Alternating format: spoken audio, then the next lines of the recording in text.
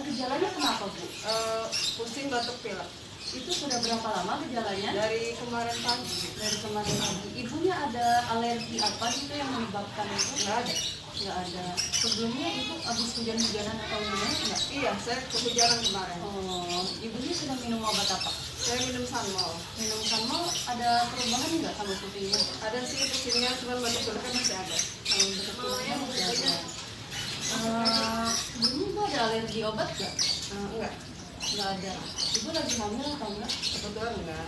Oh, bentar ya Bu, saya siapin dulu obat-obatnya. Yang ini untuk demamnya ya, kalau misalnya ibu masih pusing demam, ibu minum ini. Tapi kalau enggak, nggak usah apa-apa.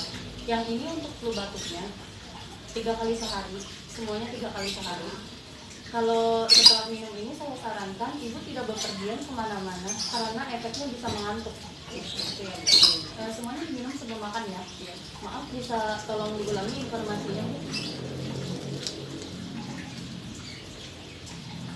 Yang ini untuk demamnya. Nah, ini untuk demam dan pusingnya ya. Kalau masih pusing, nah ini untuk batuk pileknya. Iya, 3 kali sehari ya. Iya.